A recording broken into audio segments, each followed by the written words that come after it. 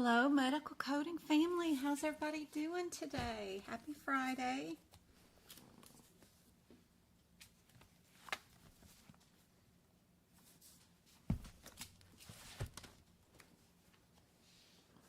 Happy Friday. How's everybody doing?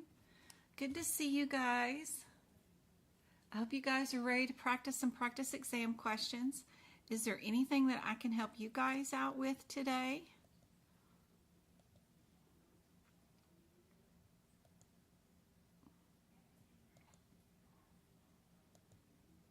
Nothing majorly crazy going on today, which is good.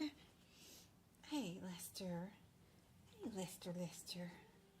Hey, buddy.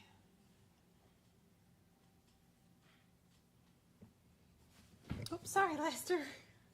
Did I scare you? Come here. Come here, Lester. Did I scare you? Come here. Come here.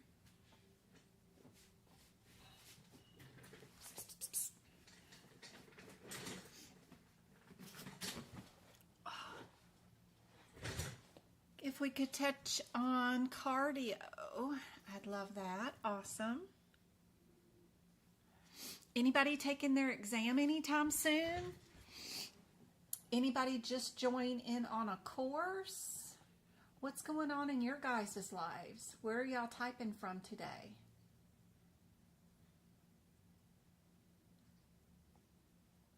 I've got new appointments on my website. If you want to just call and have a 45-minute conversation with me one-on-one, asking advice. No practice exam questions, so don't I won't have anything like that prepared. But if you just want to call and have a video conference with me just to see what websites you should do, how to get through a course if you're taking an aapc course, you know, basic advice, I have those appointments now available. And then I also have, okay, I'm finished with my notes, I'm finished with my studying, test me, see if you think I'm ready for the exam kind of appointments too. So I have those available too, if you guys are looking for that. Flamed is taking her CRC in 2 weeks. Ooh, I have some ICD-10 questions coming up too. The Bay Area in California, Bakersfield, California. I used to live, well, my job that I just retired from was in Apple Valley, California, very close to Bakersfield. My dad used to work in Rialto, California. We lived in the high desert Hesperia area for quite a few years, but he used to commute that Cajon Pass. If there's ever a helter-skelter road you would never want to ride on in California, it is the Cajon Pass. Let me just tell you, if you had that commute every day for work, then, and you're not on medication, I don't know how. You have to have nerves of steel to go down that Cajon Pass every day and back up. If you go up the 138, sometimes that's fun on the weekends, but I had a stick shift, so it's crazy. It's just lots of wrecks and curvy roads and skinny lanes, and then everybody trying to get somewhere. And then the motorcycles cutting in between the lanes because it's not illegal there. You can ride in between cars if you wanted to. So it's just crazy. It's like, you know, it's a free-for-all. That's a good explanation of it. Anyway, good memories. We can touch on cardio. We can touch on ICD-10 for the CRC. Happy Friday. Scheduling your exam for early September. Awesome. Miss Ray says good luck for your CRC exam. You start class on September 7th. Awesome. I hope I can help you out. Sounds great about a phone call and chat with you. Yeah. And I will take my exam after the next week. After next week, when you advise me, any advice for me? Yeah, I do have some advice. Let's see, how far out do we need to schedule our exams? Totally, you can schedule them for like probably next day or 2 days from now. I don't think you're going to have too much trouble now that all the exams are available online or at a testing center.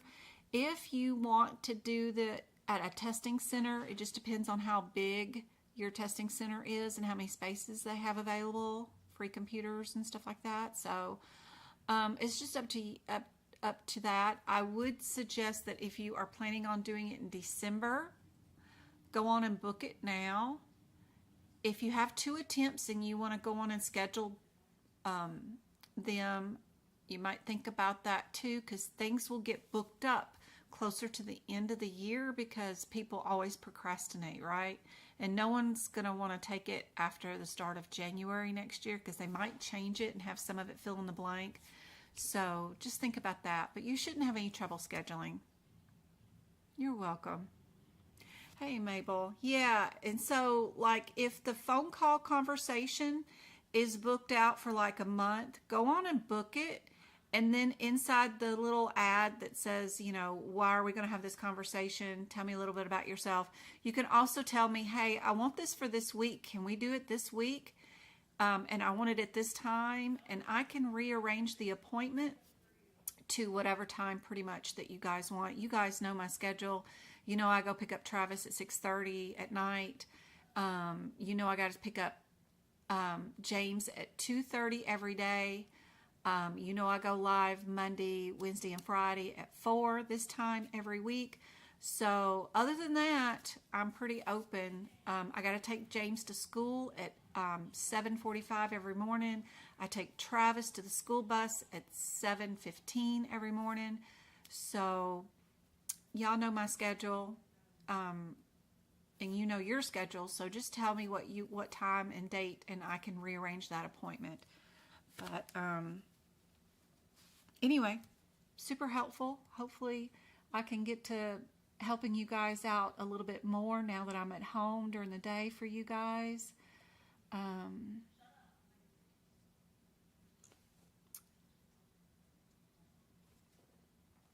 Trying to remember what all I was supposed to be doing right now. You're very welcome for everything. Hey, Go-Kart, you're on TikTok too. Can we take the CPC exam from the AAPC, even though I went to school years ago, CCA? Yes, from Ahima. You actually do not, it's 6:30 p.m. where V is. You do not need to have any prerequisites to take any AAPC certification exam. You can purchase an exam attempt and take it. You technically don't even need a membership, but it makes it more expensive. And then if you want to continue your certification and keep it certified, that's what you need your membership for. They'll let you renew it every 2 years with continuing educational credits that you'll need to get, but that way you don't have to take the exam ever again. But some employers only want you to take it and pass it. They don't care if you stay certified. But if you ever plan on leaving that job and going to another job, a lot of companies want you to stay certified and can keep that certification. So you need the membership. But there is no prerequisites for that at all. Fridays, the boys do not have school, so we don't have to worry about that on my schedule. You're very welcome. You're very welcome. Let's get started with some practice exam questions. This is more for billing purposes question. I just got one billing question for today. Somebody had mentioned CPB last night. When selecting an appropriate discharge status code, why is that necessary? Is it because the discharge disposition alerts the payer to where the patient went after discharge? Is it that the discharge disposition, is just a number code, will affect how the claim is paid. The discharge disposition code has no effect on the inpatient stay, or does the discharge disposition will aid in the coordination of care? Why do we care in billing about this particular status code that we use when a patient is discharged? This is more of a billing question, not really CPC related, but it's just the one question. I like to do a few questions from every certification. That way I can help out everybody in my life. So this is more of a billing code that you add to a claim during a discharge claim. What does that code tell everybody? I think everybody's got the right answer. Yep. This discharge disposition will affect how the claim is paid. Here's the codes and what they mean. If you guys wanted to screenshot that. You guys that are on TikTok, I got 44 of you guys. There is a better view of this on YouTube. I happen to be streaming on YouTube right now. It's completely free. You don't have to even be a subscriber to my YouTube channel. You can just be anybody. And if you want to see a more direct, probably better view than what I've got going on my cell phone, just so you know, it's streaming live there too. But here's a list, if you guys wanted a screenshot, of the definitions and what the code numbers are and the differences. So kind of cool.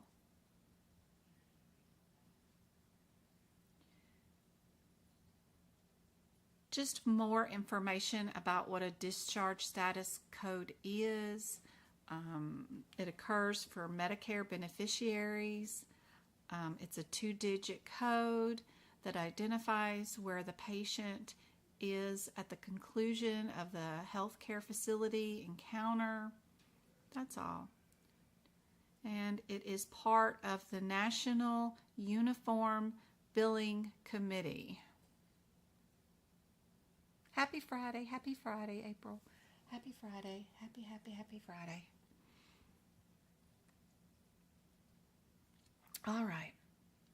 What are some of the key factors in determining inpatient status? Is it an admitting order by an attending physician, or is it the number of days that the patient stays in the hospital? Is it an acuity or of the patient's illness? Is it specified by a disease or illness that the patient presents with? What is a key determining factor for inpatient status? What do you guys think on TikTok? We got 13 of you guys. Thank you for sharing. Thank you for tapping. We've already got almost 1,000 likes. Let's check out YouTube. We've got 29 of you guys on and 7 likes on the YouTube video. Thank you guys. All the interactions with the videos or the streams is appreciated. I got a free pizza from YouTube today. Can you believe that? They sent me an email a couple of weeks ago. I'm trying to remember what it said. Let me see if I can pull it still up. Do I still have it up? Because I was like trying to figure out how to get there. Yeah, they sent me on August 9th an email about a rewards program called the High Five Perks from YouTube. It's just because I've been bringing them traffic and views, I guess, and then they probably get money from all the advertisers when they stop your video and you can't see me and you got to watch this stupid advertisement. YouTube's been really happy with me, I guess, because I'm about to hit the 100K something or another subscribers. So they sent me a free small pizza or whatever. Well, it was $15 off of Domino's today, so I ordered pizza for the boys. That was really nice of them. So thank you to YouTube. And I know we wouldn't have gotten recognized by YouTube at all without you guys liking the videos.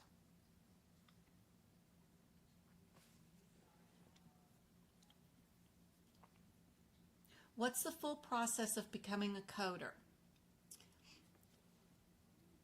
All you need to do is to go to the aapc.com website, order a study guide for the certification that you're interested in. They have multiple different certifications for medical coding. If you want to be an auditor, if you want to be a risk adjuster, if you want to be a coder, if you want to be a biller, they have tons of them. Pick out which one you want. Purchase only their study guide. It's better than their course. It's got all the information on it, plus study guide, practice exam questions, and get that study guide. Then you're going to need 3 books, an AMA CPT book, an ICD-10 book, and a HitPix book. You can get any versions of those you want, but I recommend you get the AAPC versions because they include decision trees and added information that other versions do not. The HitPix book in particular has coding guidelines and stuff that are not included in any other book that they could test you on.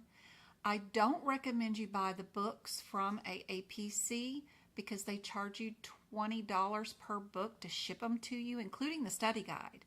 So that would be $100 for 4 books just to ship them. You can purchase all of them on Amazon or Book Run or a ton of other websites over the internet as long as they ship it to you for free, you know? Even buy them used is fine. You do need current year 2024 versions of the ICD-10 CPT book and the HitPix book, please. The study guide could be any version or any year that you can find that's the cheapest. Some of the guidelines might change, but that's okay. It's nothing major in the last few years. Try to get a study guide that's 21 or older, but realistically, I have a 2019 version of that study guide, and it's perfectly fine for studying. Anyway, you need 4 books, and then you need to practice study exam questions. I have them on my website. I recommend Pocket Prep website, and I recommend you getting them from AAPC. Practice exam questions. Purchase your exam attempt. I recommend getting the 2 attempts for the one price on AAPC's website. And then the answer for this one, y'all been waiting long enough, has been A on this one for the order from the attending physician. After you have the 4 books and after you've practiced your exam questions, then you just take your exam. If you fail it, great. First time, don't worry about it. At least you'll know better what to expect, and you can study from that point on, and you'll have a better idea of exactly what you need to study.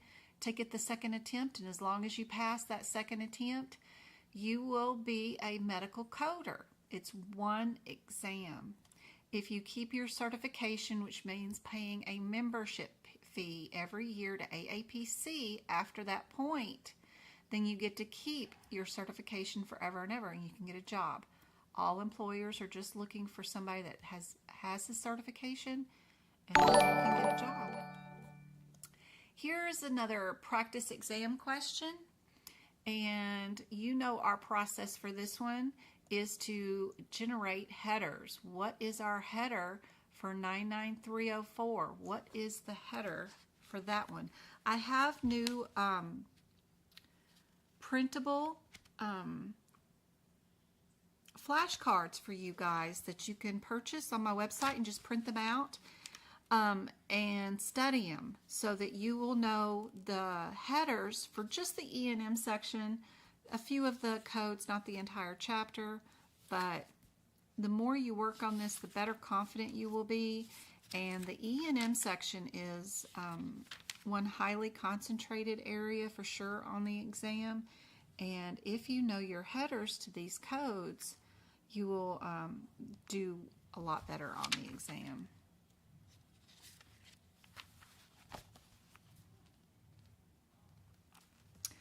What is our main header for this one? This one is Admit Nursing. Our header for 99234 is Admit and Discharge. OBS, Observation. This one is a consultation in an office. This one is a consultation in a hospital.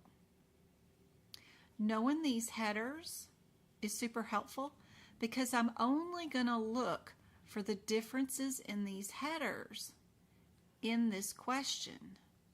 I'm not going to care about the patient's name or age or why they were seen. I'm not going to look through that question for that information. It's not going to help me pick out the answer. What will help me is the patient discharge. Does it look like there's a discharge in this order somewhere? Then the only one that is a discharge is B, right? Things like that can be super helpful. So let's look and see what this question's about. What do you guys think is the answer while I go and look at chat and see what I missed?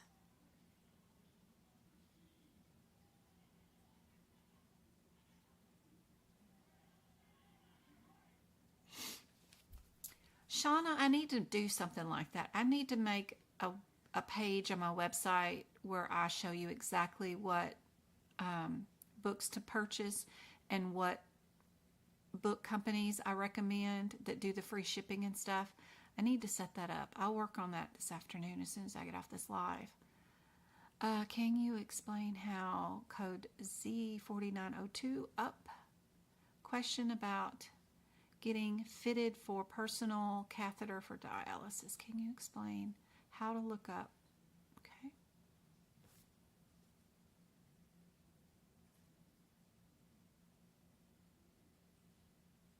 Because it's overwhelming. Yes, I will definitely work on that today. It's a great idea. I've been procrastinating on that one. Fitting for a catheter dialysis.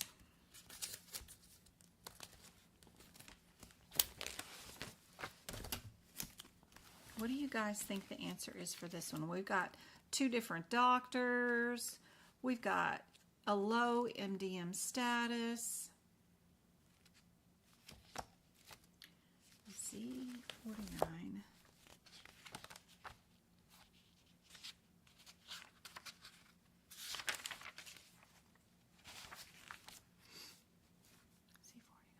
Z49.02.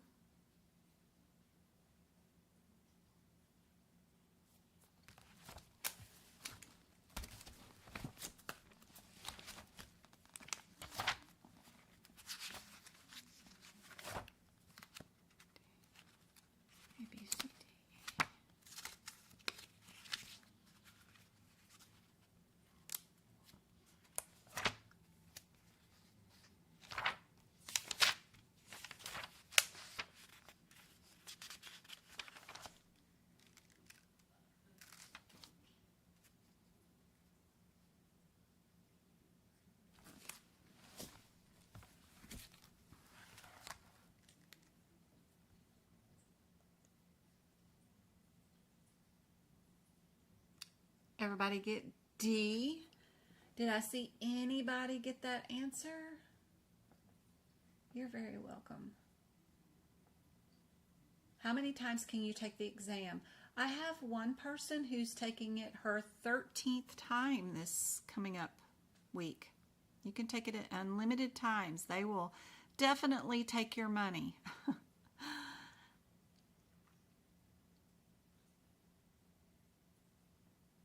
All right, we had a impromptu question. Let's see if my camera will work. There we go. There's our camera. Okay. Her question was about a Z4902 code, which is an encounter for fitting and adjustment for a catheter dialysis. I'm assuming she wants to know, how would we find this if it was a fill in the blank question and we didn't know it was going to be Z49.02? What would we look under? Does anybody know?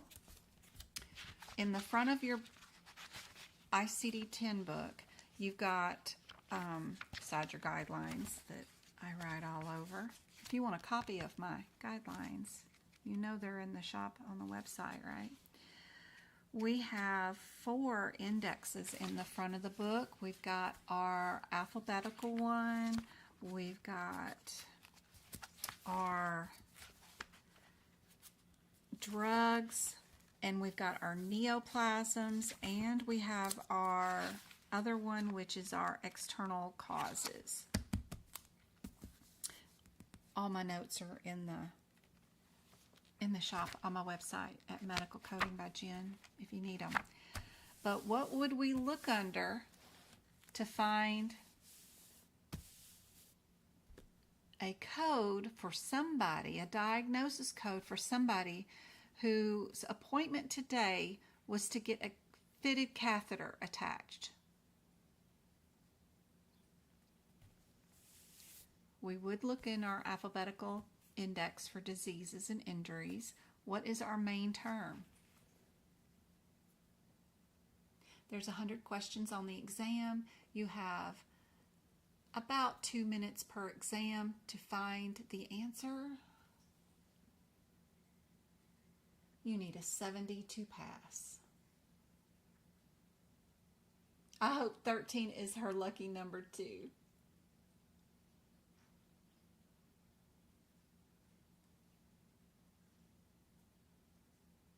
$100 questions on the exam.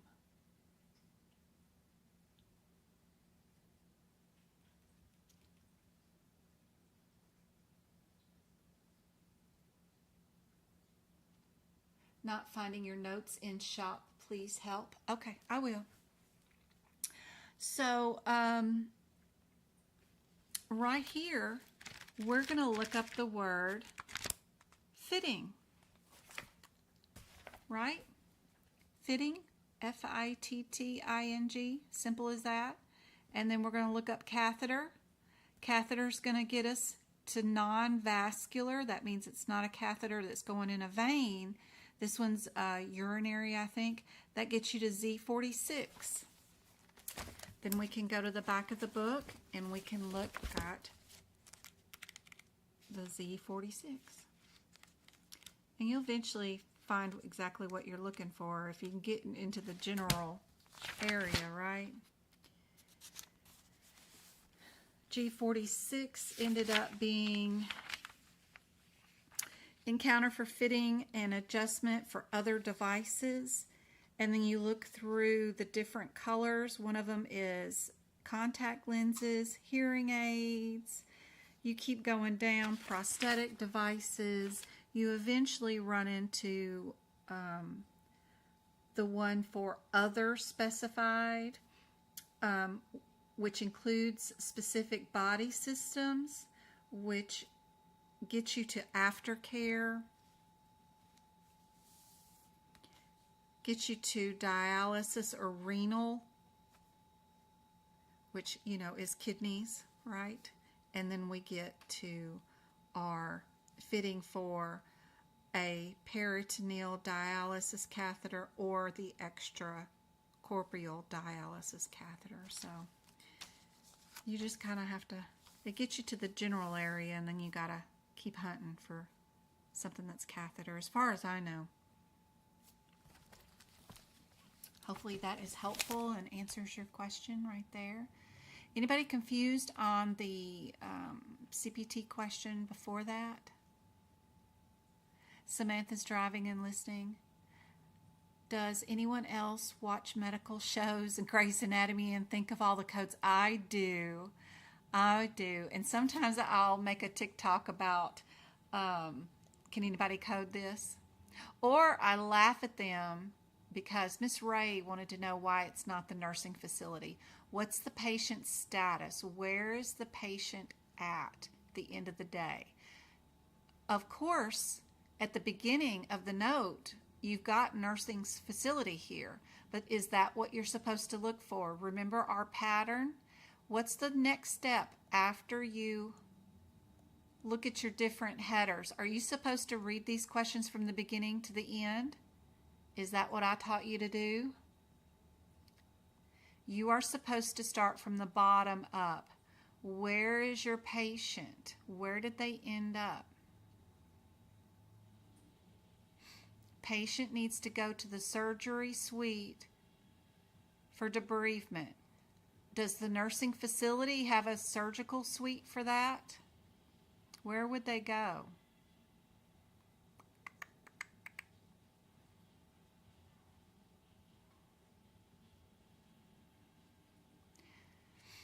And since the patient is unstable and can't even go into surgery because they have such a bad UTI that's got all their systems infected right now, they've decided to delay the surgery.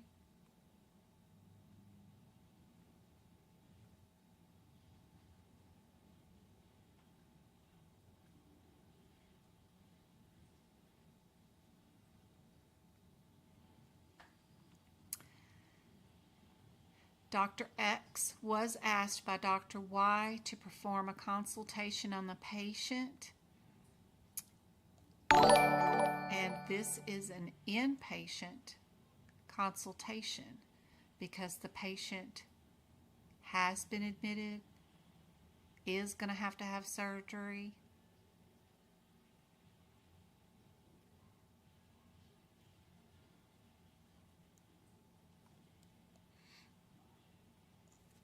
Get rid of that one. I was playing around with another question right after that one.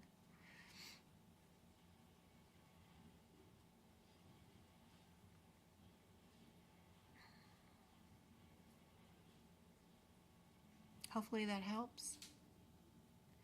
What is your headers for these?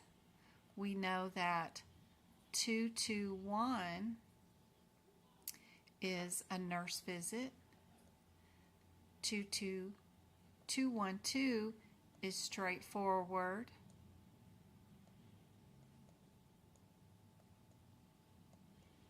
This one is a procedure. They have the same modifier on all 4 answers, so we don't have to worry about that one. Same modifier here. We don't have to worry about that.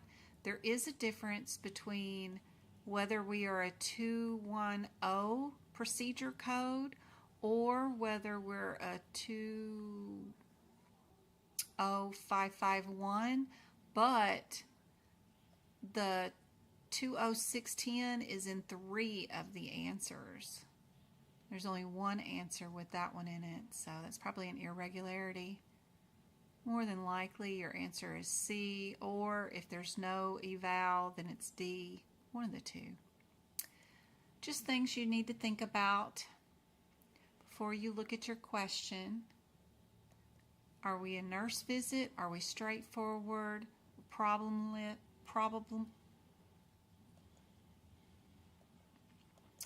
Take that away. Let me get this off the screen there. There we go. That's better.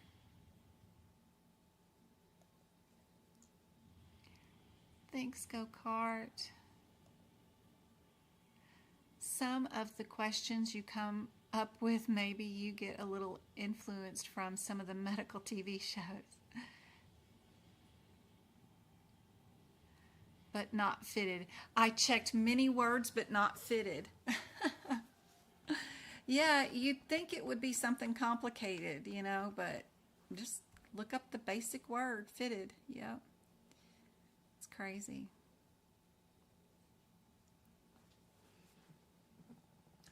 Can you show us how to get practice exam that looks like the test from AAPC? I sure can. And I got to show where the notes are too.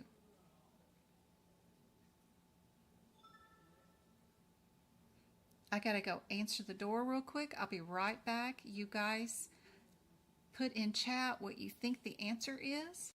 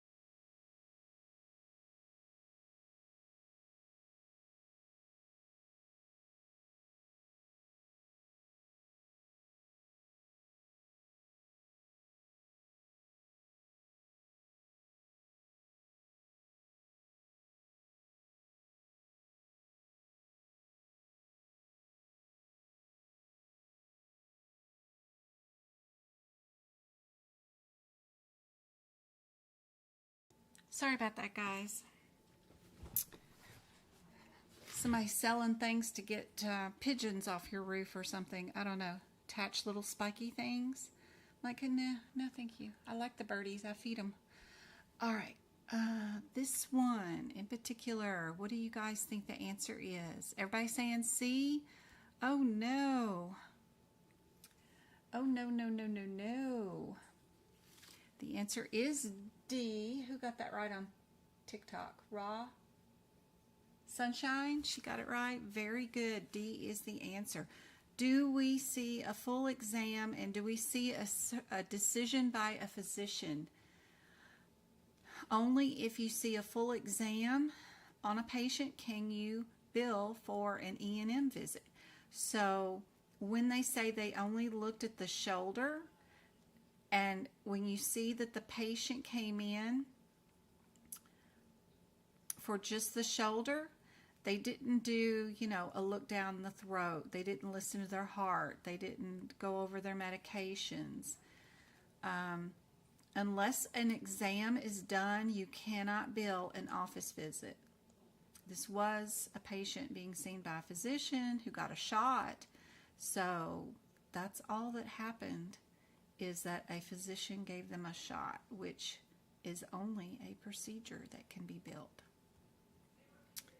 Right there. There's your fancy rationale for that. Let me bring up my website here. Let's see if I can figure out.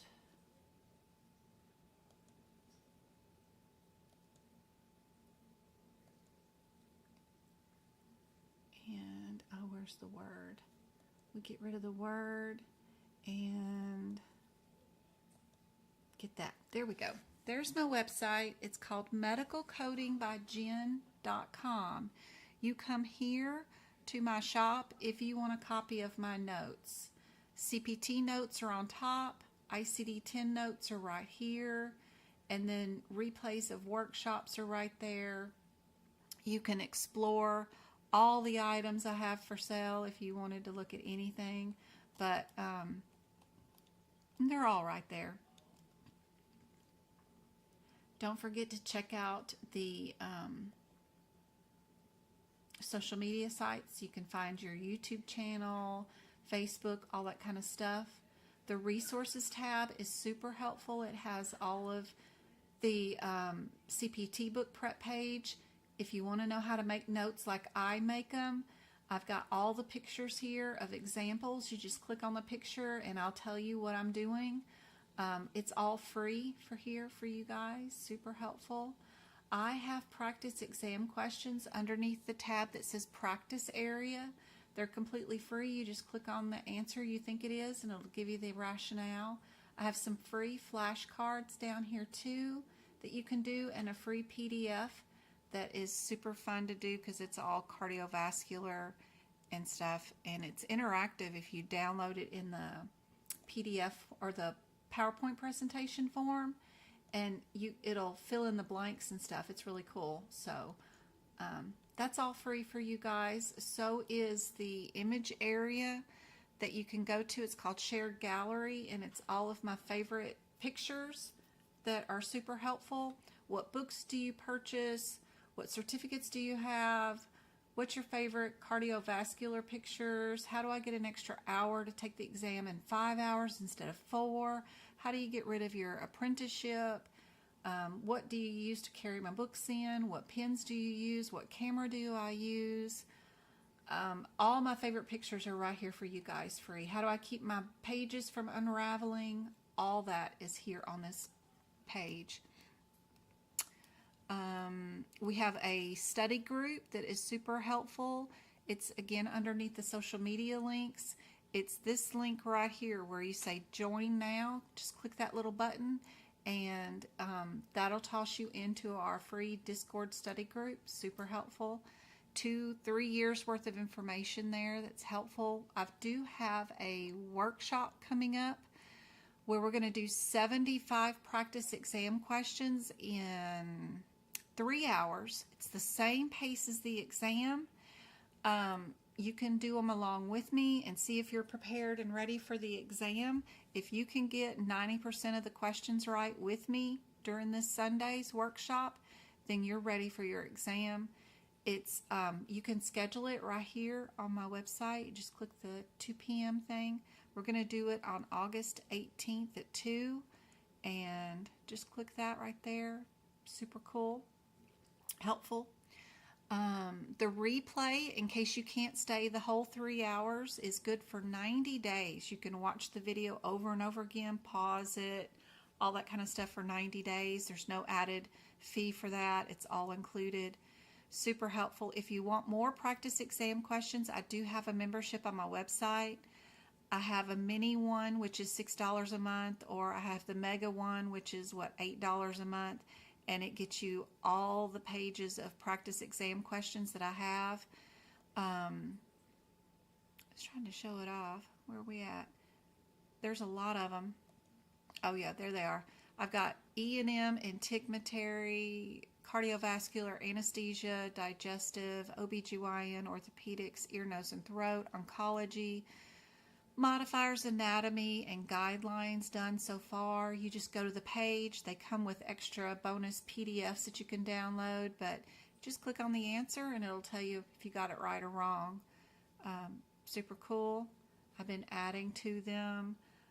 Nothing fancy, but it gets the job done. Tons and tons of practice exam questions. E&M, or the guidelines is my newest one, but my E&M is just stocked full of practice exam questions and those free PDFs over here to the side that you can download, and has a ton of practice exam questions. When I add more practice questions, they're down here at the bottom. These are my questions. I write them. They're nobody else's. So they're all just, as I think of new questions, I'll add them to the bottom of the pages, and super cool. They'll include rationale and stuff and tell you why you got the answer wrong and stuff. So pretty cool. Also, the other site that I really like, that I recommend practice exam questions from, because they're even better than me, is Pocket Prep. Their link is that big pink one on the front page of my website right there. Just click on that one. If you do use my link, we do get a couple of dollars if you do purchase them from here. you just click on medical and then click on AAPC. It's the very top link, and you'll get to AAPC's practice exam question prep. They have 750 practice exam questions with a pass guarantee, and their prices are really inexpensive, you know, $15, $13, or $7. And you get access to all of their practice exam questions. Plus, their practice exam questions comes with page numbers of where the answers are in your books. If you have the same books that they have, which is the AAPC ICD-10 and HitPix book for the current year. Of course, all the CPT ones will be the correct page numbers because everybody gets that one book because it's the same book. It's just a difference when you're in a different ICD-10 or HitPix, but they cover all areas of the exam, all 18 areas. They even have practice exam questions for cases. They do E&M. They do them all. So really good. I've been using Pocket Prep since 2019. So it's really cool because you can do one question while you're standing in line at the grocery store or whatever. You can take Pocket Prep with you everywhere you go. And once you get this score up to 90, then you're ready for the exam. I like them. So anyway, use the link on my website. It's super helpful. I switched over to Mint Mobile, guys. I got rid of Verizon. I've had Verizon for decades. And yesterday, I finally finished my transformation over to Mint Mobile. It's the one where that Wahlberg actor made. And my phone bill was $248 a month for 2 lines with Verizon, unlimited data and all that stuff. Now I'm on Mint, and it's $15. And it's the same thing. I took over my same phone number. You guys on TikTok are now streaming on Mint Mobile instead of Verizon. So I'm tickled pink. I'm so excited. You can, if you prepay for an entire year of Mint Mobile, that's how you get the $15 a month unlimited for a year. It's great. That's how he makes his money. You don't pay monthly for the service. You prepay in chunks. Do you want 3 months of service, 6 months of service, or a year's worth of service? And 1 month of Verizon was $248, right, for 2 lines. But if I prepay for Mint for a year, it's $300. But that pays my cell phone bill for an entire year for a little bit more than 1 month's worth of my Verizon bill. So I'm like tickled pink. And that's how you get the better rate, is the $15. You can do like small little chunks where you do just 3 months, unlimited for like $45 a month. But it's still so much cheaper, and it's still the same service. I'm not having any issues. Love it, love it, love it. And they monitor you. If you're not using enough data to pay for that particular plan, like if you bought too much of a plan, the next time it's time for you to buy a chunk of months, they'll tell you, go buy this month, this lower plan, because you don't use that much data. Why don't you buy this one? It's cheaper. So it's really cool. Anyway, I didn't have any trouble.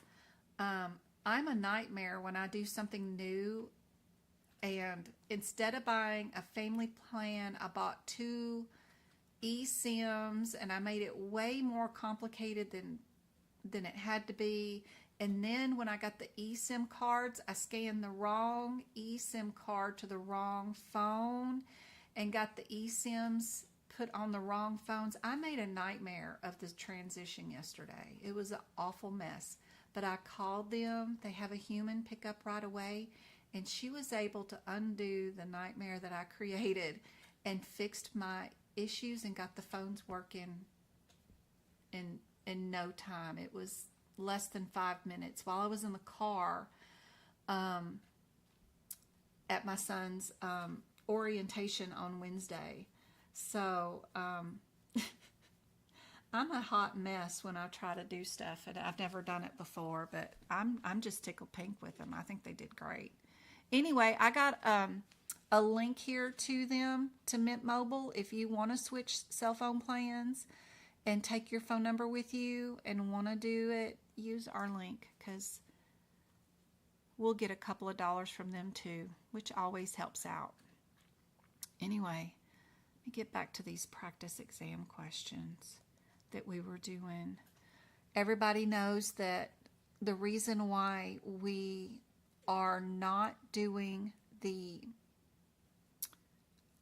E&M office visit for this particular patient is because we did not do an exam on this patient. All we did was look at their shoulder and give them a shot. So you can only bill for the procedure. You got to review them from head to toe, do a full exam, and make a medical decision about that evaluation to be able to bill for an office visit. So don't let them trick you on the exam for that particular question. What is your headers for these particular available answers? What is your header for 99221, 99231, 99238, and 99283? I need to switch car insurance too, so if any of you guys work for a car insurance company or have a side hustle where you sell insurance, y'all hook me up. Like, let me know who you use, who's good. I've been using Root Insurance, and I've had them for, I don't know, maybe 5 or 6 years now. But it's just gotten like crazy. It's $450 a month. I don't have any tickets, and I don't have any claims, and I don't have any wrecks. And I work from home and don't go anywhere. But I've got an old used truck from 2021 that I love. I got a Cobra that's yard art that is from 2021 also, that doesn't even run, but one of these days I want to get it to run. And then I've got 2 Teslas, and that's probably the most expensive thing that we've got. But we had 0.99% financing, so I've got a Y, but we've got a 3 that's almost paid off too. So anyway, we need to get car insurance that's more reasonable, because they just keep going way up on those. But I know you're supposed to switch car insurance every 6 months, but that's just too much trouble. Put those VIN numbers in and all that stuff. And the two Teslas aren't even mine. They're not even registered to me. They're my oldest son's cars. So it's weird to get car insurance when, they're not my cars. They're not registered to me, but I need to get car insurance on them. But I've got it. The Root Insurance is cool because they just track your phone, and then they track your driving, and then they give you a rate based off that. They don't give you insurance right away. You got to put the phone app on your phone, and then they follow you around for a month to see what kind of driver you are, and then only offer you insurance if you're a good driver. So put it on a phone that doesn't leave the house or you use every day, and then remember that the phone will track you even though you are in a car being driven by somebody else. So you can't tell them, that wasn't me, I was a passenger in a share ride car or something like that, So think about that if you're going to do Root. Root was really good for many, many years because it kept me really, really low. But now I've been there so much that every time they renew, every 6 months, they add, $25, $25, and then that's built up to where it's crazy expensive now. So if anybody knows a good insurance company, I need to switch that. We've got 99221 is Admit Hospital. admit hospital. 99231 is subsequent hospital.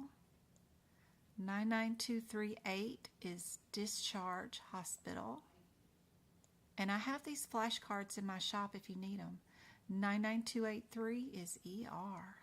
So we're only going to look for where did our patient end up. We're going to start from the bottom of the question up.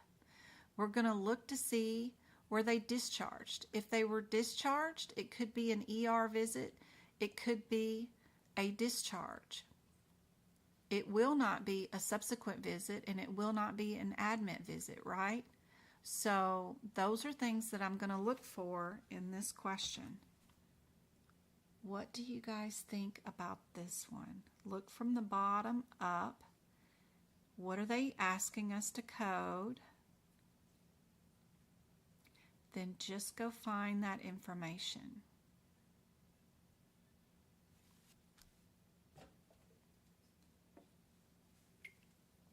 Let me check chat. You can't find the 992s? Isn't it fun? Then if you're in the 2024 CPT book, I don't know what yearbook you've got. Let me know in chat. I've got them all, but our 9928 is on page 22. 99221 is on page 18. Page 19 has 231, and 238 is on page 20. So they're all in the front. In the 2023 book,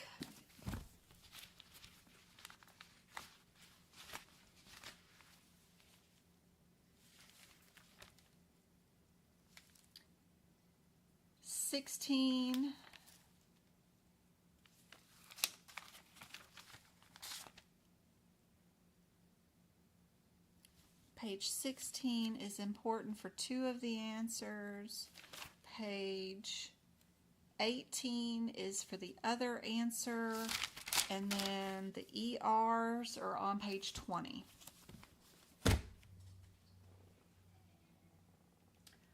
Do I need a book to pass the exam? You need an AAPC study guide for the certification that you want to pass. Any year version is helpful. You do absolutely have to have 3 books with you when you do take the exam. I have 3 pinned TikTok videos up here at the very top. If you click on my logo up there, the little plus symbol, blue at the top, the top 3 videos will go over the books that you need. You need the AMA CPT book, you need an AMA or AAPC ICD-10 book, and then you need the HIPICS book. You must have these to take the exam. Your exam is open book. You do get to write whatever you want in your book. You can make extensive notes like I do if you want to, so that when you go to take the exam, you know exactly what to look through the question for with your one-word differences. You can leave your books completely blank and have nothing in them if you wanted to. Totally up to you. But those TikTok videos will definitely explain which books to buy and how to get started. What do you guys think is the answer for this one? Hopefully that helped you out, Nancy, and you found the codes. So Pocket Prep is similar to the practice exams on AAPC. It is. Just in an easier format. What's our patient status, guys? Do you recommend getting the 2025 code books or just using the 2024? I have not seen the 2025 book yet to know if there's a whole bunch of changes or if there's going to be just a tiny few yet. Let me see. Is there any info? I know I have the 2025 ICD-10 guidelines. I've already got that for this year. Why are you not working? What is going on? 20, okay, 25.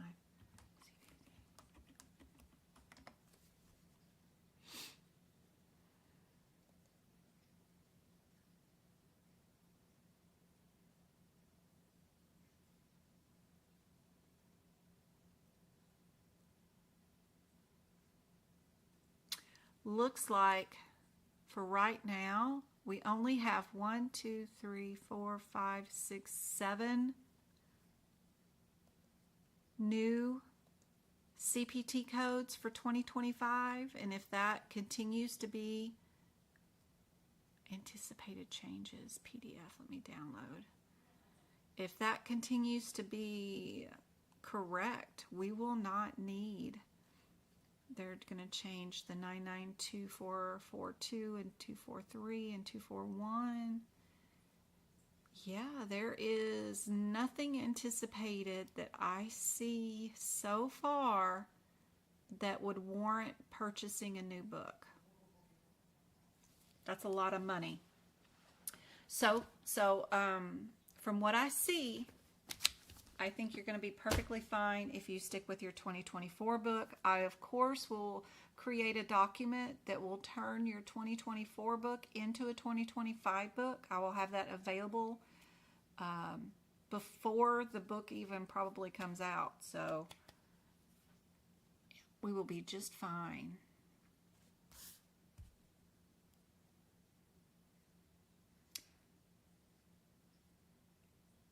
Zena says D on this one.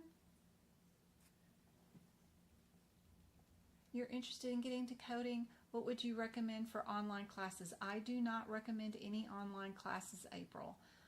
You can do this as a self-study.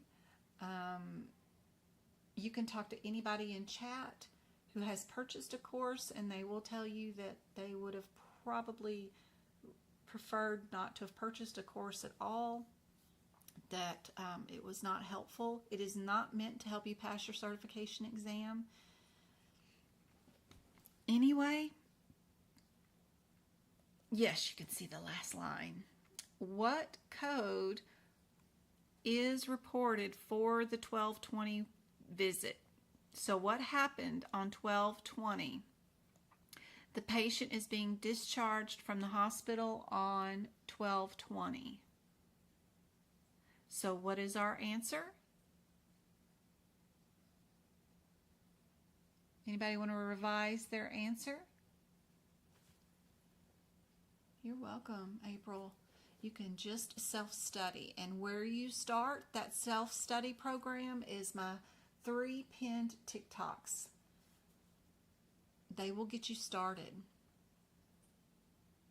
I bought the course and I learned nothing from it, and I had to rush through it before it expired. Oh, I'm so sorry, Tiffany. Did you spend 1, 2, 3, or 15,000 for it? What was it? Thank you for that info too, Tiffany. I know it's not easy to admit, but you are like many others that I saw suffering during COVID. I had spare time on my hands and was on social media more than I'd ever been, and I saw people suffering through these courses, and I'm like, why are they taking a course? They don't need it. There's a faster way to do it. So that's how I made my first TikTok. $1,800. Still, that's a lot. Yes, C is our answer for this one. This is just a discharge, 20-minute discharge. Perfect. What are our headers for these codes? Looks like just a difference between a 38 and a 39. Then is it a difference between, did we do 2 visits or 1 visit? 1 or 2 visits. Look up those differences between those 2 codes. It's usually just a time difference. Oops, sorry. Hit the wrong button. See if I can get this to all fit into one right there. There we go. This one's going to be 2 pages long.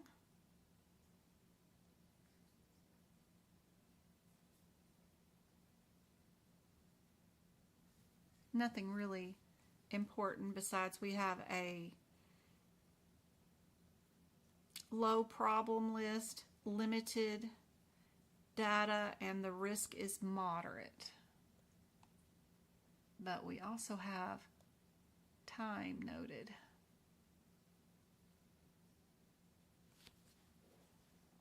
I have a degree. I just should have went and just took the exam in April. Just do what Miss Jen says to do. Aw.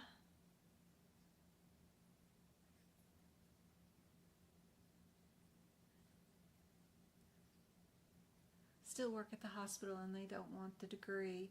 They just want the certification. Yeah, isn't that crazy? Degrees are not really the way to go. Back in when I was a kid or my parents were a kid, everybody wanted a degree. Now it's just knowledge. They just want you to be certified. And there's free certifications even on the CMS website. I have a link on my website underneath the resources tab, underneath the FAQs for the CMS educational site. If you go there, you can get free certification in grievances and appeals, ICD-10 coding, the world of Medicare. There's a ton of free certification courses that look good on your resume too. I spent, what did she say? I spent $3,200 on my course and nothing made sense until I started watching your videos. Aw, so sorry, Ashley. Thanks for sharing. This one, the answer is D. Health Information Management is what HIM stands for. What do I recommend for self-study? My pinned TikToks tell you step by step what are the steps to self-study.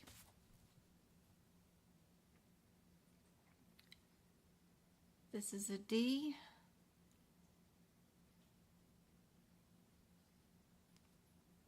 All right, we've got 99221, which is an admit, hospital. 99284 is an ER. 99241, is that a consult, office visit? 99282 is another ER one. This one's like straightforward and this one's moderate. If you don't know your codes as fast as I do, then I recommend flashcards, whether you create them yourself or you purchase them from my website or you do the free ones that I have on my website. Make you some flashcards just for the E&M codes. Super helpful. Where is our patient? We look from the bottom up.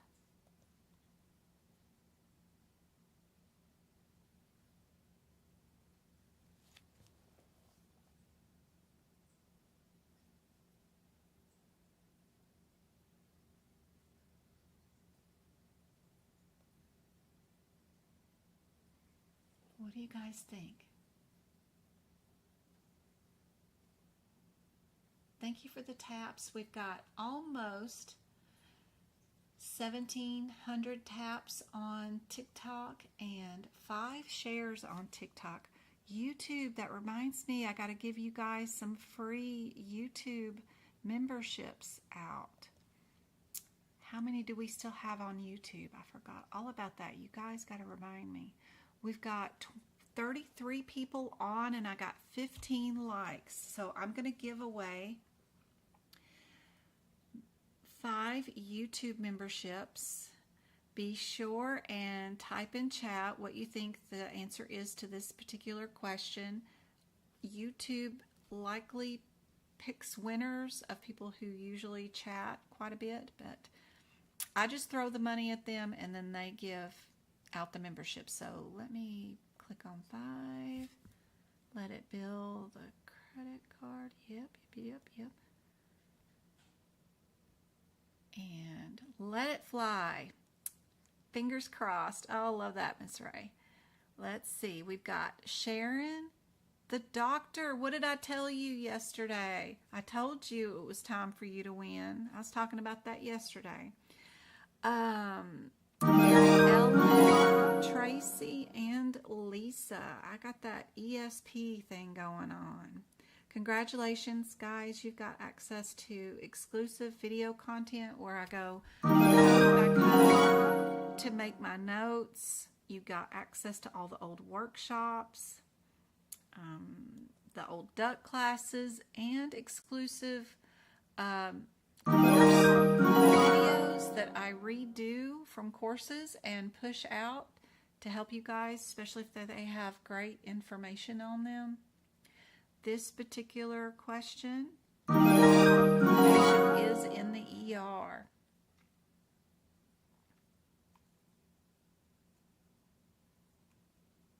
Here's a guideline question. Y'all work on that one for just a second.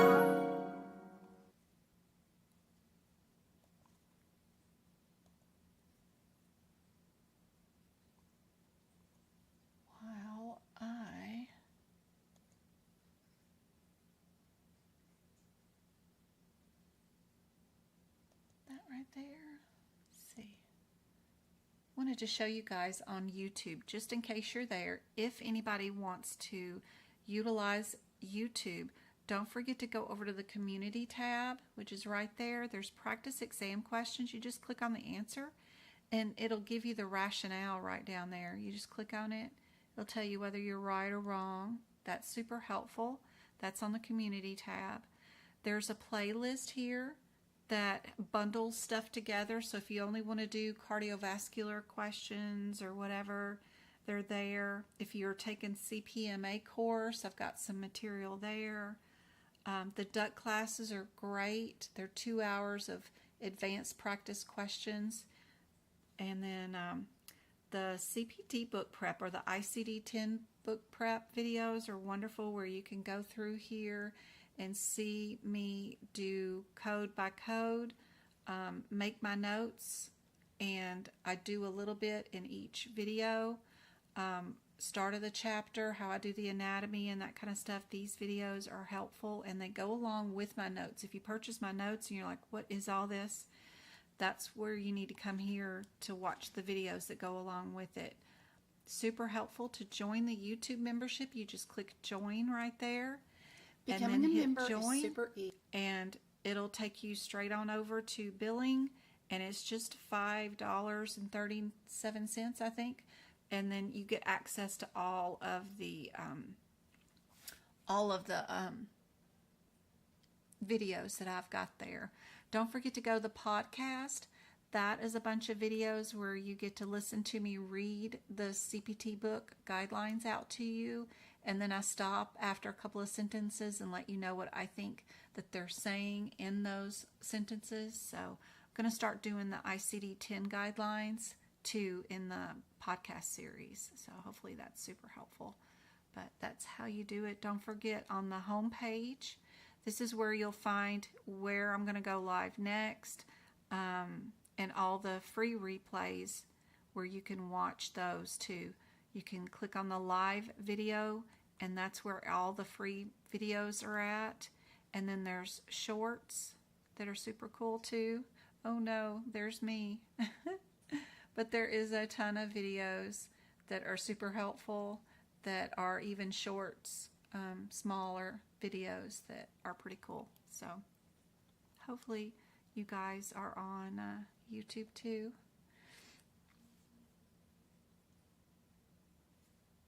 Turn that off.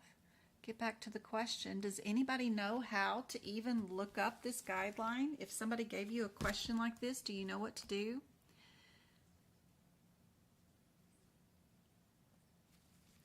And go to your ICD-10 book. hopefully you've got a version of the book that is helpful. We're gonna go to the front, and where it says I see, we're gonna use the table of contents up here on our guidelines, right? And we're gonna go look up the headers for I see. So we've got I, this says C, and then we're going to go down to 19 on this little list. 19's right here, and then it says E right there, and then it says 5.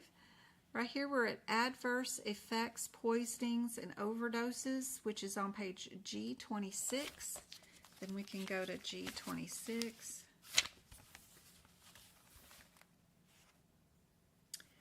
We've got E, and then we've got to find 5, and then we got to find B, and then we've got to find 2, which is overdose of drugs and intentionally taken. And then you can pick out what your correct answer is. Does anybody know how to follow along and do what I just did? I know I did it kind of fast, but did that make any sense? Are you able to follow and get from here to there, to the E, to the 5? Do you know what the B looks like and what the 2 looks like? Because the 2 doesn't look like the number 2. Let me see if I can get this camera. Can't get it lower because my TV is in the way. The 2 happens to be like, come on, focus, Mr. Camera. It's like 2 little lines. They're little bitty baby lines. There's a 1 and there's a 2. That's what coordinates with that last 2 right there. The B looks like a regular B. And then the 5 is a regular 5. And then the E is right there. That's the E.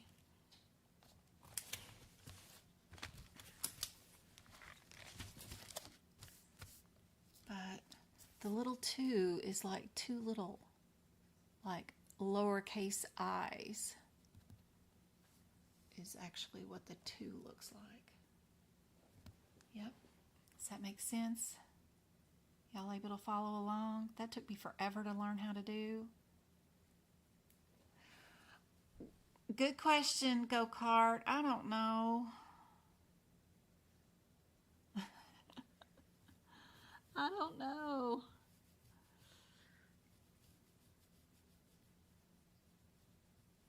I don't know when I'm going to do the duck classes again. I don't know how I did them when I had a full-time job. I'm like struggling to even get any content or anything done during the day.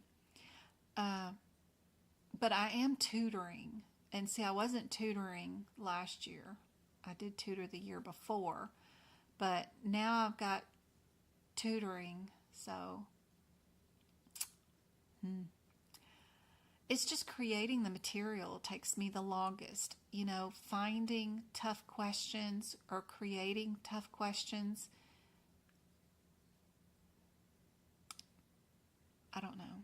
If I redid the old material in the previous duck classes, I've already got that material made. I could redo them. But I don't like charging for the same questions twice, you know. Y'all have already paid $5 a class for the other material.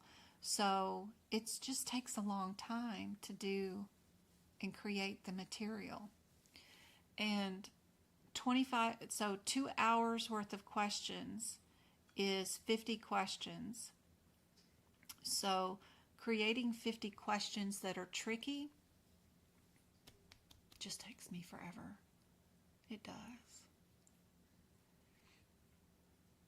Just creating the material. I haven't done it, and I've got to find the time to do it. but I just posted a new workshop, so that's 75 questions. And I have to find 75 questions that you guys have not seen before. So that's going to monopolize the next 10 days before that workshop to get that created. Plus, in between times, I have 3 days of tutoring to prep individual questions for the people that are doing tutoring with me. I don't know. I need a clone. I so need a clone. Anyway.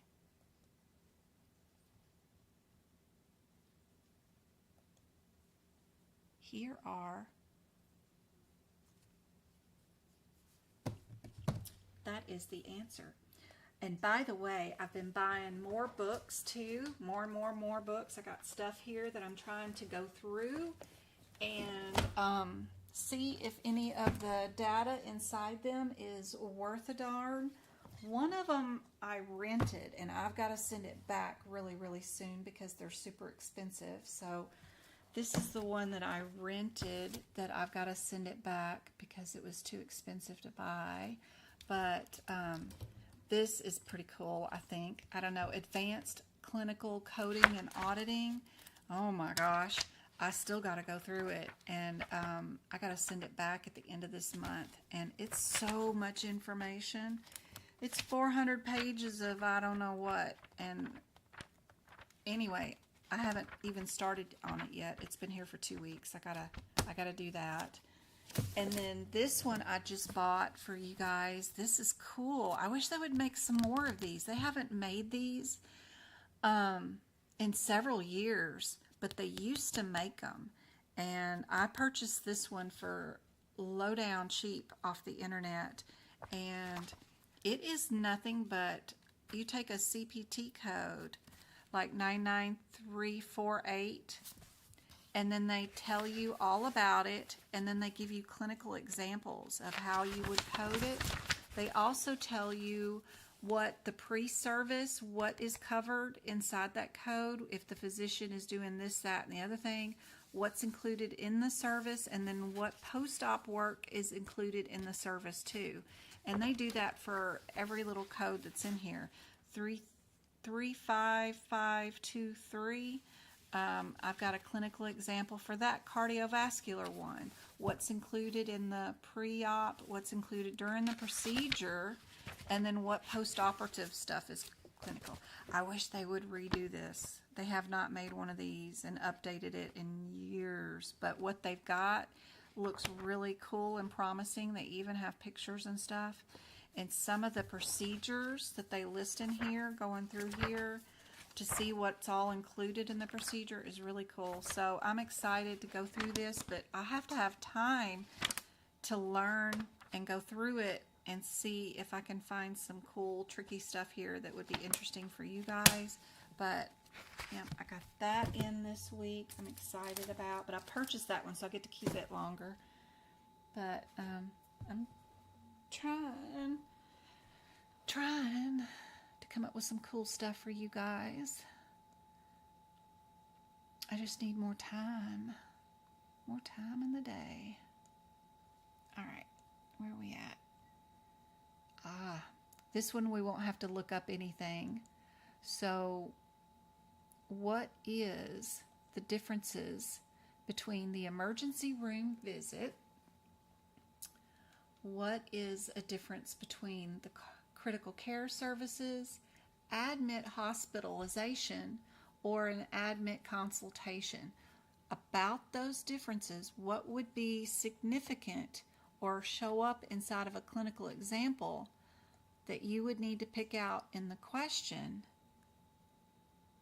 That's all you need to look for in the differences between these answers. We don't need their name or age.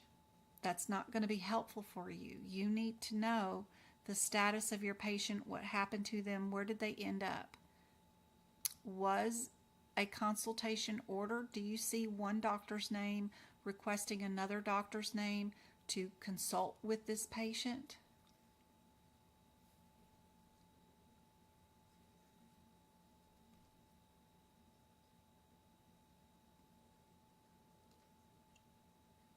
And there is a caveat to that. If we have an ER doctor and he's looking at an x-ray of an arm and he sees Dr. So-and-so in the hallway and he says, hey, come here, what's your opinion on this x-ray? And the other doctor does happen to be an orthopedist, where the ER doctor is an ER specialist. This Dr. So-and-so is ortho. That doctor comes over, looks at the x-ray and says, they're fine. Or, that's broken. Yep, I agree with you. It's broken. Either or. And then the ER physician goes back to the patient and says, yep, it's broken. Let's put a splint on it. Go see ortho in a week. Is that a consultation or not? It is not a consultation because the physician did not go do a head and toe on the patient. Didn't go look down the patient's eyes, ears, nose, didn't listen to their heart breathing, didn't examine the arm, leg, whatever's broken. That's not a consultation. Just looking at films in a hallway, giving a flyby opinion on something is not a consultation. So be careful about that kind of situation. If you see somebody or a practice question that says something about looking at films or x-rays, that is not a consultation. You have to examine a patient and make a decision about that patient's health care to bill for a consultation.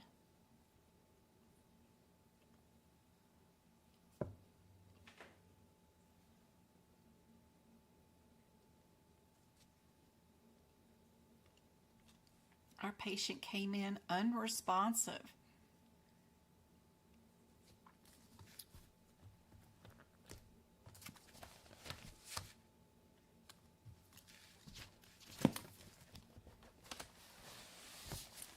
We had to intubate, stabilize the patient, and transfer them to ICU. We did critical care for 25 minutes. What would we be billing for? I think I've drilled this into your guys' heads for about a week and a half now. Yes, we would be billing ER services because anything less than 30 minutes critical care time is most definitely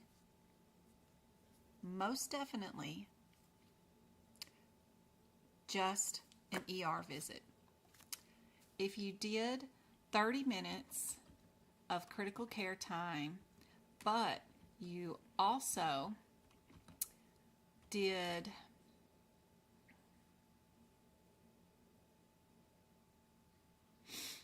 anything else, you did an EKG or a trach, you need to take 5 minutes off of the total critical care time for each one of those services, because you're going to bill a CPT code for each one, right? You're going to bill for a CPT code. If you're going to bill a CPT code and critical care time, you can't bill and get paid for your interpretation, your time to do the EKG, and also have that time be included in your critical care time, because that's double dipping. That's fraud. You can't bill at the same time for the same service twice. So this patient would actually only have had 20 minutes of critical care time that was billable, which is less than 30 minutes, which is, you got to take that off. So you'll note in some of the questions that they'll say that the total critical care time includes the time to do these procedures or does not include the time for those procedures. So if it does not include the time, then you don't need to take any time off. If it does include the time, then you do need to take the time off.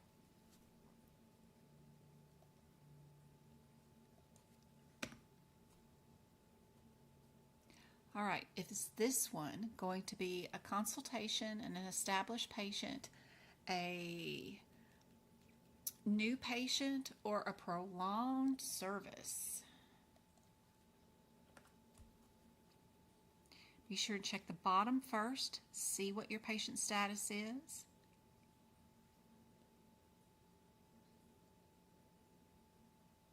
Thanks, Go-Kart. Don't second guess yourself. Yes. The next workshop is going to be on the 18th.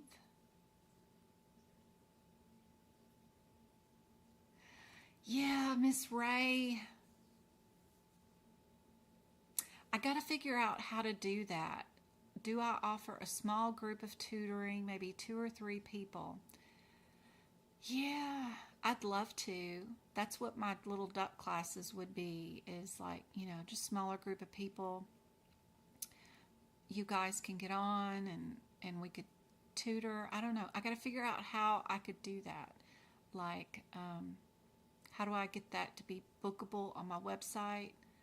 How do I get everybody to agree on a date and time? How do I get 2 or 3 people to do that? I don't know. And y'all agree on the subject matter, and then I create the material. Should we have waiting list? Should we have sign up list? I don't know what to do. Need to figure out how other people do that.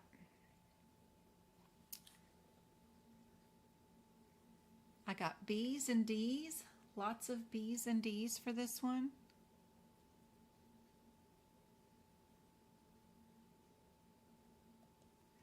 I see that a patient had a consultation with a dermatologist 2 years ago for a mole. Patient comes back to see that doctor again for a lesion on the face, and they do a biopsy. That is just simply an established office visit. Yep. Good job. Are we minimal, low, moderate, or high on what? Something. I don't know. How many pages are we on this one? 2 pages? Let's see. What is the level or number of complexity of the problems that are addressed today? So are we minimal, low, moderate, or high? We've got knee pain secondary to underlying degenerative primary arthritis. Is that minimal, low, moderate, or high? What do you guys think? Just the problem list for today.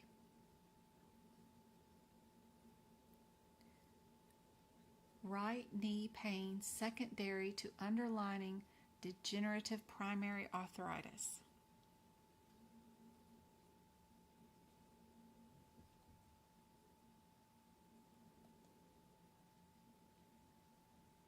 I got B's on YouTube. Hey Elizabeth, how's it going? Thank you for the 1,700 taps on TikTok and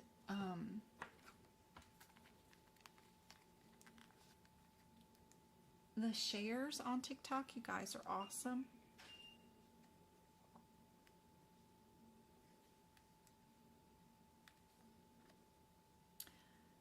The company that owns my solar panels on the house filed for bankruptcy this week. I wonder what that means, because we got a 20-year warranty on our solar panels. If anything goes bad on them, they come out and fix it and all that stuff. And we've got 10 more years of warranty on our solar panels. Huh.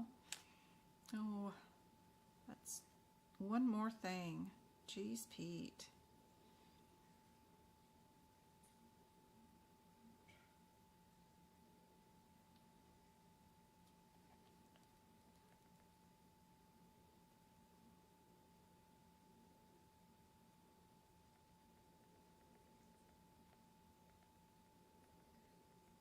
What do you guys think? Got B's also on TikTok. Do you think this patient has a chronic condition that might be exasperated? If you knew that information, what would you consider the answer?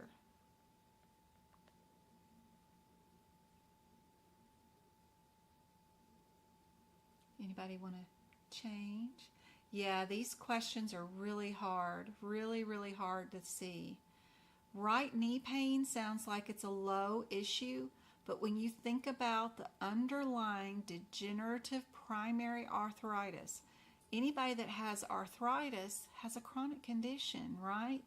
So this patient is experiencing an exasperation of a chronic condition, but it seems like a minor thing because it's just knee pain, right?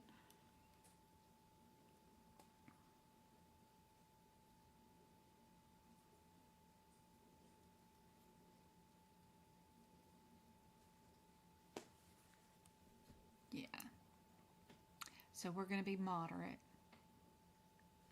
This just takes practice. It takes just practice, because it's hard to think about that. I think the first time I did this one, I got B2. Don't forget to write this example down next to moderate so that you don't get it wrong the next time.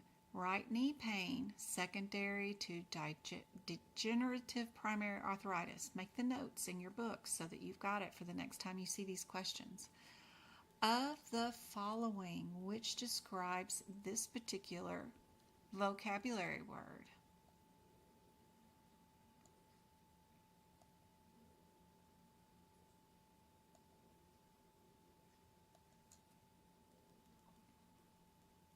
What do you guys think?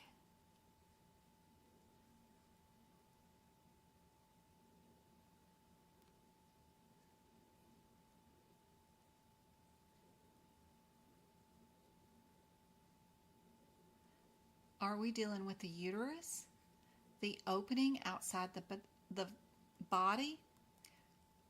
Are we dealing with the coccyx or something between? Are we dealing with the labia? What are we dealing with? Any anatomy that you need, if you happen to have the AAPC ICD-10 book, it's super helpful for anatomy terms, for sure.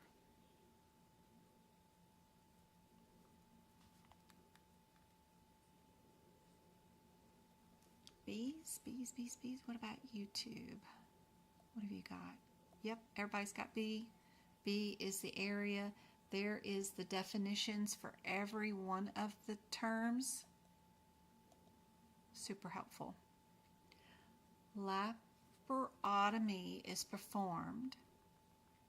What is that? Is it a surgical opening, a small incision, an incision, or an incision? You can see that we've got some similarities in some of the answers. Are we dealing with abdomen, kidneys, abdominal organs? What are we dealing with?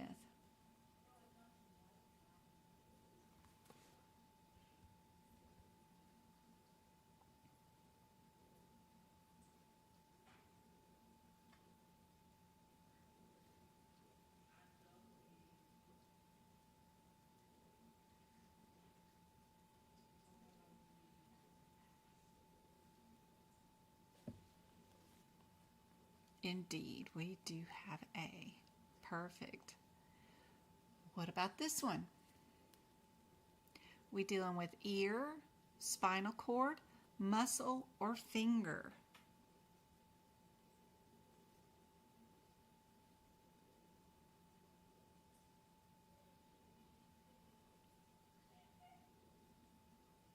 Indeed, C, muscle. Good job. What about this one?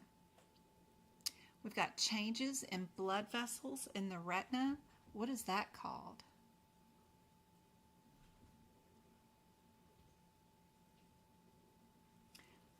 My kids are trying to reach me again. Hold on. What's up? You brought mail? Can you please fix it? That's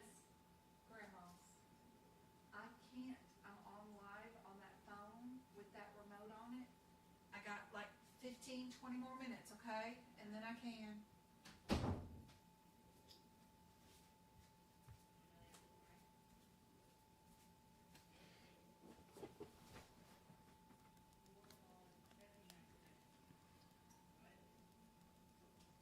C,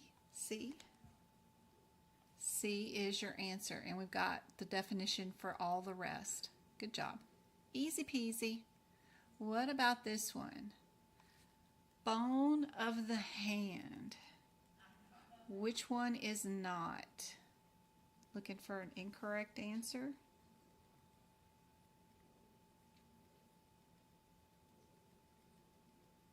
You just read that one the other night? That's awesome.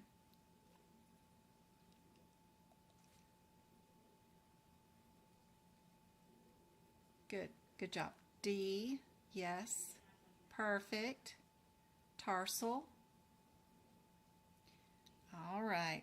ICD-10s. When you're doing these and they're multiple choice, think about the headers. What condition is going on in the letter N? What condition is going on in the letter K? What condition is going on the letter J? In your ICD-10 book, you've got headers which are on the sidebar, and they're all different colors, coordinating with those differences. So, where are we at? E is endocrine. F's are mental. H's deal with the eye. So keep that in mind. Super helpful when doing these questions. You can eliminate some of the answers really quickly when you just think about those headers. J's respiratory, great, perfect. N is like kidneys and stuff, right? So where would we be if we were dealing with a colon polyp? What do you guys think?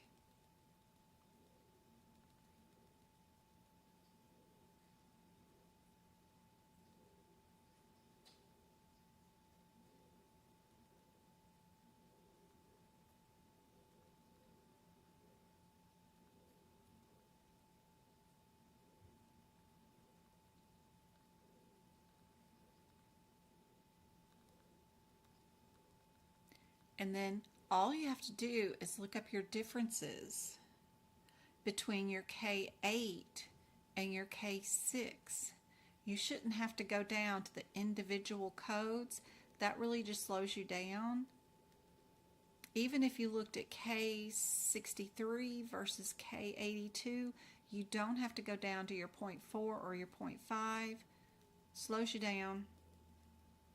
You only have 2 minutes per question. Try to get done with them as fast as possible.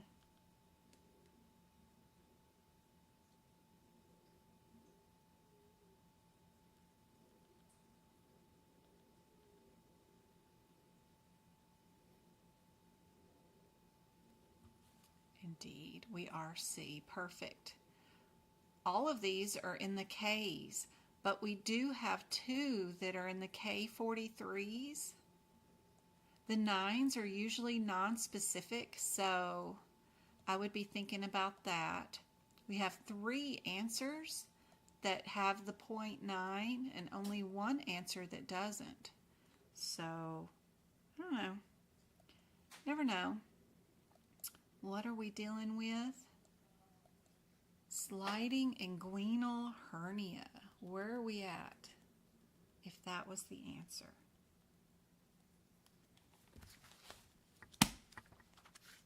What's the differences between our K43s? Is that where we're supposed to be at?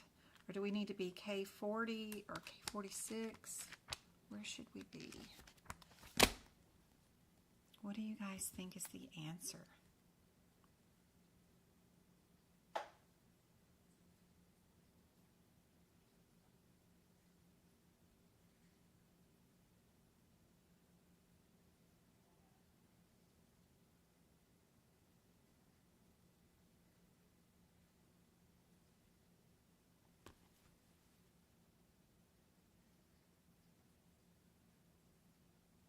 C is correct. Good job.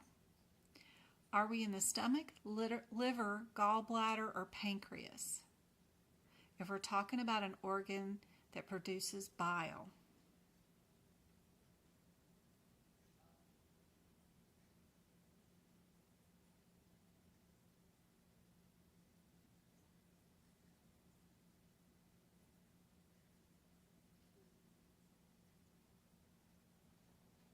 How do you know it's sliding?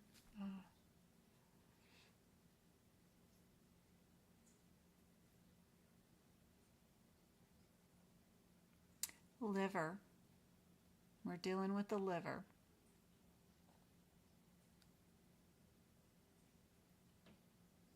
Four sections of the stomach. Where would you run to find this answer? If you happen to have the AAPC version of the ICD-10 book, they've got a great anatomy section, and their stomach section has the different layers of the stomach marked in there.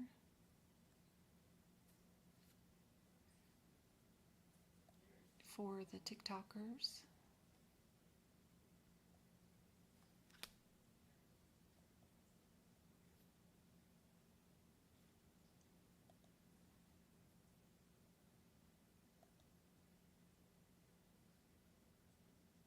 It said sliding hernia.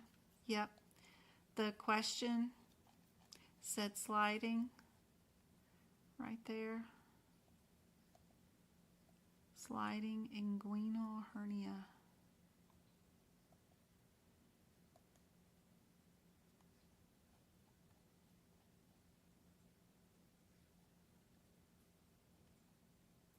And they love the orders of things. What's the order of the small intestines? What's the order of the large intestines? What's in the large intestines? What's in the small intestines? Those kind of things. What are the chambers of the heart? How do they flow? What goes in and out of them? That kind of stuff. They love the order of things. This one is B. Most of you guys already knew that one. It's an old question, but a goodie.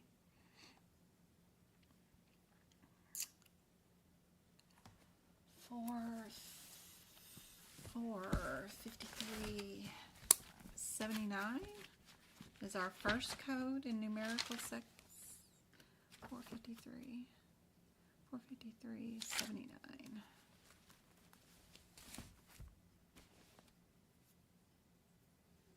That's a child code. You can't do nothing with it. You got to look at its mama. So this one is a child code. You can't do nothing with it. Go find mama. Get your header from mama. 80. It's also a child code. You got to go find mama. It's the first thing you got to do. 82, 92, 453, 92. Child.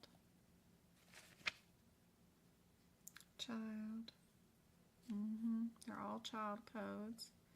Super helpful to keep in track which mama code is prevalent here. We're doing a flexible colonoscopy. It's diagnostic, meaning we don't have a diagnosis. We're just going fishing. Are we doing with a removal of a foreign body? Are we doing a biopsy?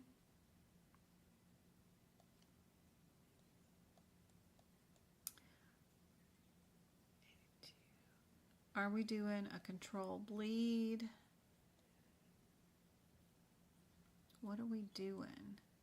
Just look through your question for those differences to pick your answer.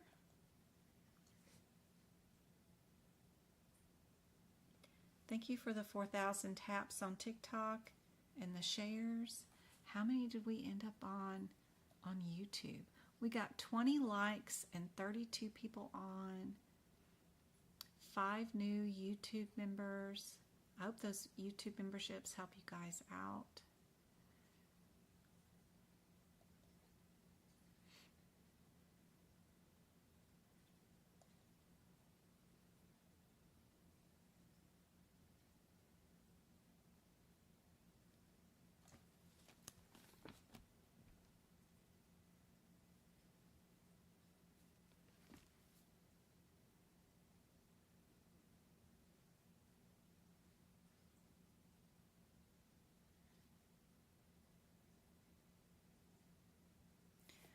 So,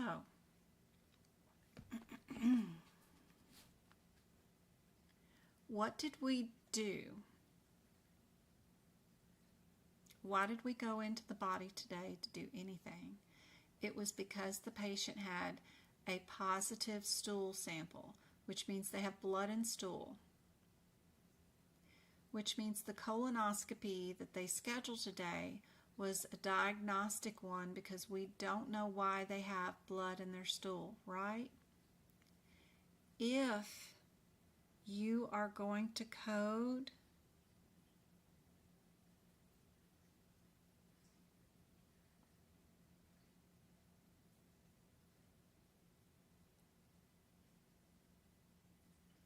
anything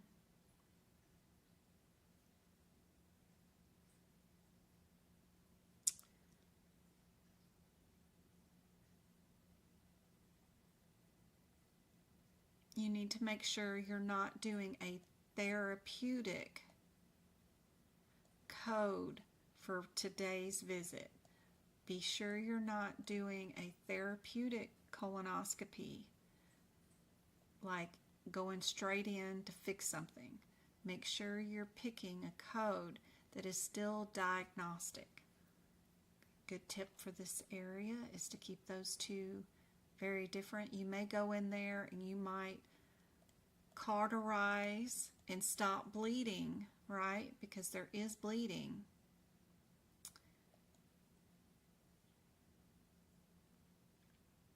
They performed a biopsy. They performed an excision of tissue that caused some bleeding, and they did some cauterization of the bleeding to stop it.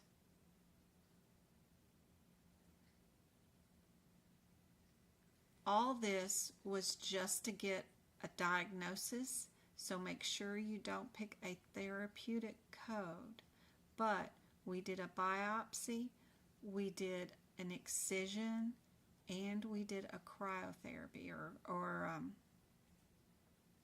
electric something.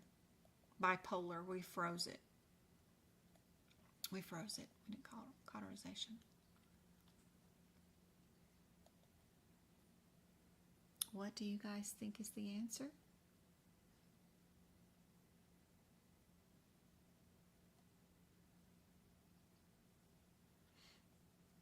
So 82 is to control the bleeding. 92 is the ultrasound. 80 is biopsy. And 79 is removal of foreign body.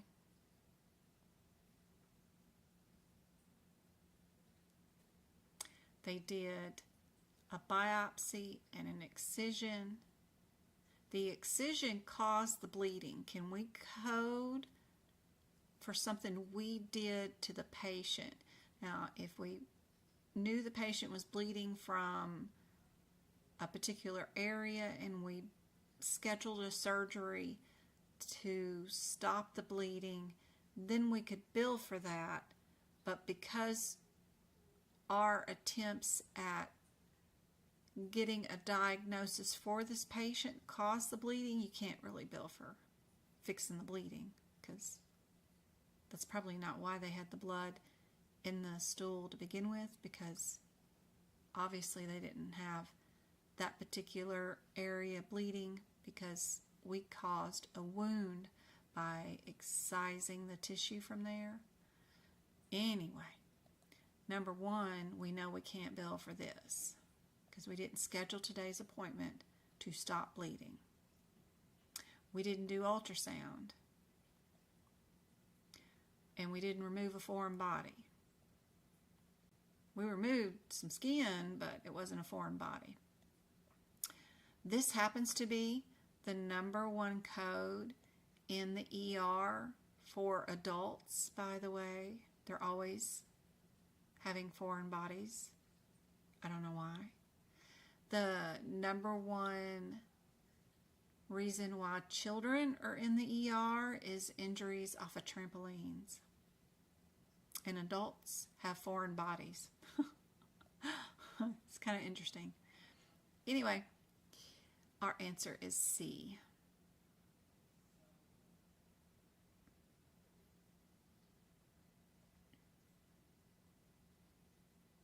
Our answer is C. Does that make sense? Does that help? Sometimes if it's too hard to think about which one is correct, work on just removing what is wrong. We didn't remove a foreign body.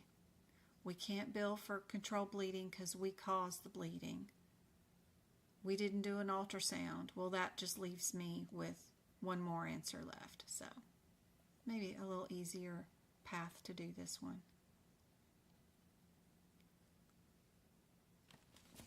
All right.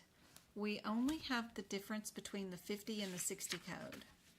So 541.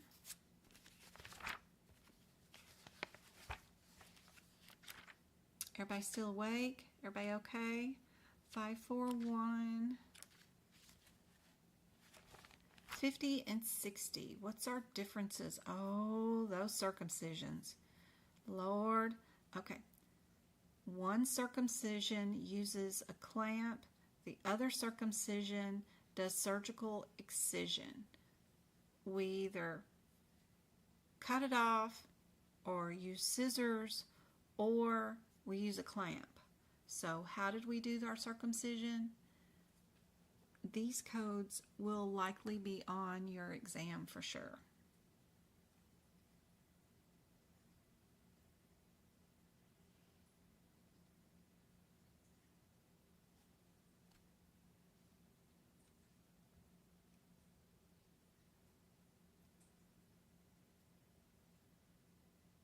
There we go.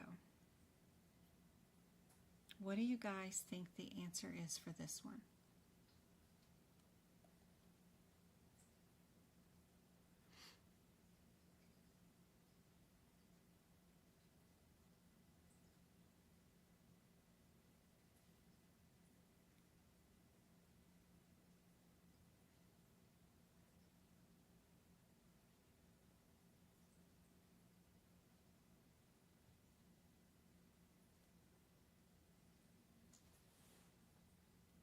What do you guys think on TikTok? What about YouTube? I've got C's and A's on YouTube. I've got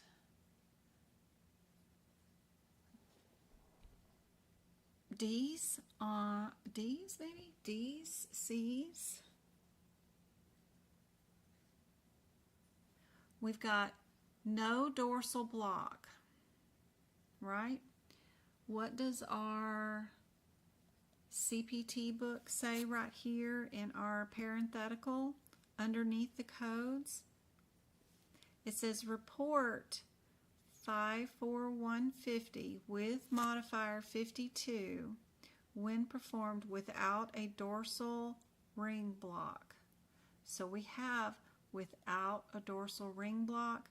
They're saying use 54150 with the modifier 52. It's underneath and in between the two codes. You guys on TikTok see that? It's this parenthetical that's underneath and in between the two CPT codes. Report 4150 with modifier 52 when performed without a dorsal block. So then we know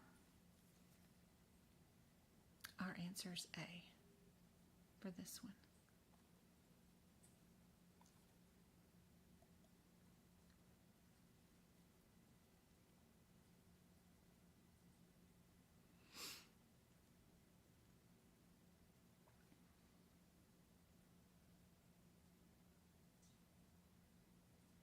Our last one we've got for tonight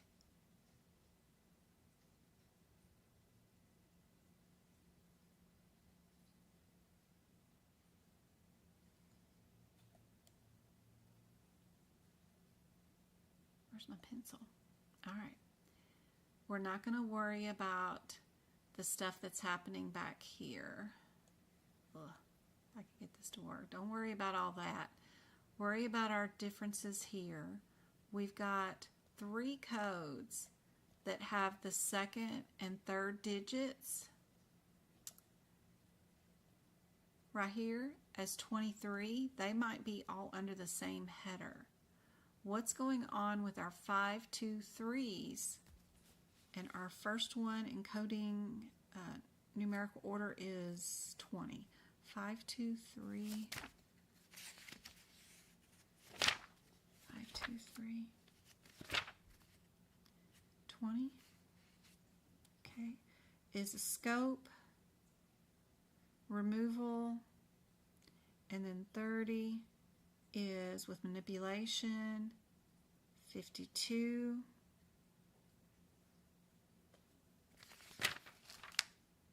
Is a child code. We got to go back to mama. It's a diagnostic, but it includes 1, 2, 3 scopes where the 30 and the 20 are just 1 scope. 51 is 3 scopes.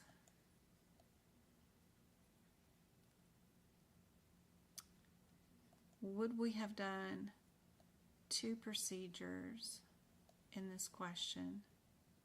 I don't know what you're doing. 2 or 1, which can sometimes be handy. Would we have 1 diagnosis or would we have 2 diagnoses? Sometimes that's handy too.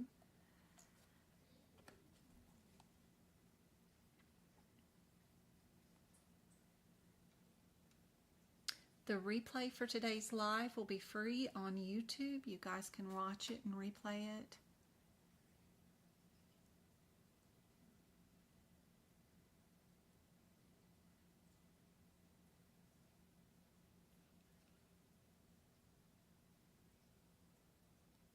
All you want.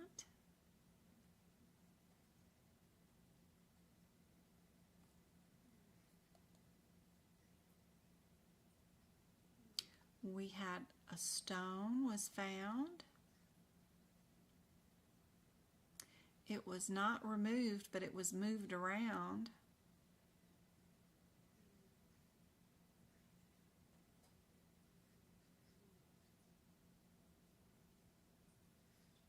What do you guys think is the answer? Hey, Dana. I hope that was helpful. It's always nice to get them wrong with me. That way you learn. You can only learn by making mistakes. So, too fun. Get them all wrong with me. That way you won't get them wrong on the exam.